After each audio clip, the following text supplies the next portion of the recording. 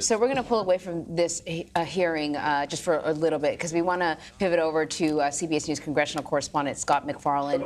He's joining us on the phone. Scott, you were there when Hunter Biden got up and rushed out of the hearing room with his attorneys. And as I understand it, his attorneys took questions outside of the room. He got up just as Marjorie Taylor Greene was about to speak. What did his lawyers have to say? And I'm actually outside the hearing room now, and I say that, Emery, just to pardon the noise, because it's a bit of a antsy scene out here. His lawyers spoke, didn't take questions, but I did ask Hunter Biden why he was leaving at that moment. Why leave now? And he told me that he would testify if they let him. He told me the same thing walking in. He'd testify if they let him. And that really is the crux of this issue. The House Oversight Committee Republicans say Hunter Biden should be found in contempt of Congress because he didn't appear for a subpoena and a deposition December 13th. Hunter Biden has said consistently he will testify, but only if done openly in front of cameras, in front of the public. So he, in an unsolicited way today, came to do this in person. The committee didn't call him as a witness. After 30 minutes, he got up with his attorney, Abby Lowell, and bolted, and he is now gone from Capitol Hill. So I know you've sort of listened in to the beginning of this hearing. Seems there's a bit of disorganization and a lot of sort of talking over. I mean, what's your take on this? I mean, for lack of a better word, sort of show that we're watching, because no matter what, maybe they're down to business here, but when you got cameras rolling and you're talking about politicians, you know everyone's putting on a bit of a show. I've covered the House Oversight Committee for 20 years. You are seeing a very normal version of the House Oversight Committee. This is a committee that has broad jurisdiction and tends to pick up on the most politically hot-button issues they can find. And the theatrics are the norm, not the exception. They may be a bit enhanced today because the president's son is in the room and really has a good attendance on that dais today. I see every member up there. That's a rarity. But the tenor and tone is consistent with the House Oversight Committee. This will be a prolonged issue where they have amendments on each side. The Democrats are going to offer amendments that try to focus attention on Donald Trump. The Republicans are going to have attention that tries to focus things on President Biden, not Hunter Biden. This is going to go for a few hours, and it is going to remain theatrical. Scott, so what happens now? I mean, Hunter Biden left. It was interesting to see numerous Democrats say that if there is an interest in hearing from him, why don't they swear him in right here, right now? I guess one or two, I don't know. Who were the Republicans that raised their hands? I think one Republican raised his Yeah, raised I saw somebody, Mr. Moskowitz, said that there were one or two hands that were raised. But who were those Republicans? And given that he's willing to testify in a public setting, what happens now?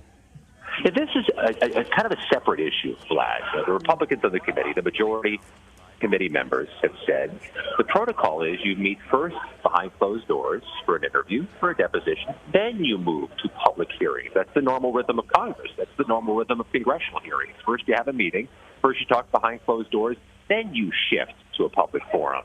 And so now we're having kind of a different battle, aren't we, over process and principle more than the actual practicality of Hunter Biden's here. And Hunter Biden's team, I suspect, knows that and called their bluff. They have said throughout they'll do this publicly. They won't do it behind closed doors. They worry, they say, of being taken out of context or having his words weaponized if done privately. He wants a public forum. He offered a public forum today, but Republicans on this committee have been unequivocal. They want to do this according to traditional procedures, not in a different form. All right. Scott, I think we have Nikole Killion also standing by for us. She is also a CBS News congressional correspondent. Hello? Do we have her, right?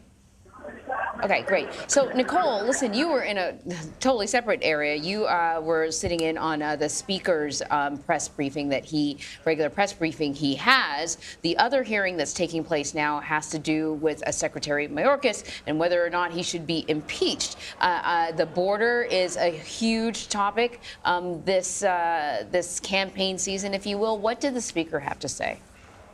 Yeah, well, let's first start off with his reaction to Hunter Biden being here on Capitol Hill, which I asked him about, and I asked him whether or not Hunter Biden's appearance changes the calculus at all for House Republicans in terms of trying to move forward with holding him in contempt of Congress, which is why this hearing was taking place today as the committee marks up a report and a resolution over this. And what the speaker said is, yes, I have heard that too, that there is a Hunter sighting. And he said that he does believe that the House Oversight Committee should continue to move forward, that House Republicans should continue to move forward with holding him in contempt of Congress, because at the end of the day, he still defied that congressional subpoena back in December when he was asked to be deposed behind closed doors. As we know, Hunter Biden has made clear, as have his attorneys, that he is willing to cooperate, he is willing to testify, but only in a public setting. So whether or not that influenced his decision and his calculus today to show up certainly remains to be seen, but it will not,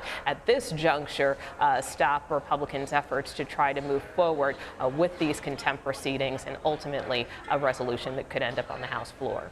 So one of the things that Republicans are accusing the Secretary of, Nikole, as you know, is lying to them. What specifics have they offered?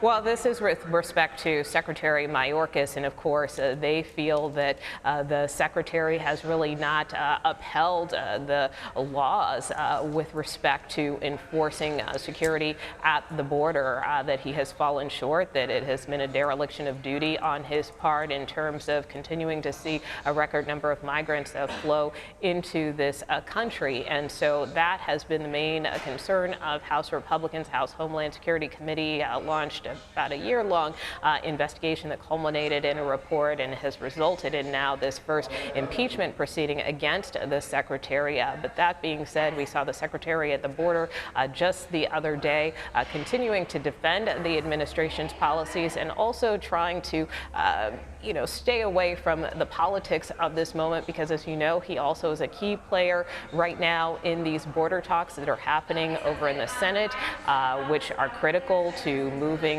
Ukraine aid and other foreign aid priorities with respect to the war in Israel, the Indo-Pacific, and other foreign and global crises. So from that standpoint, it is a bit of a dance that we're seeing with respect to House Republicans moving forward with these impeachment proceedings, while at the same time still potentially having to work together with him on a border deal if that comes together over in the Senate.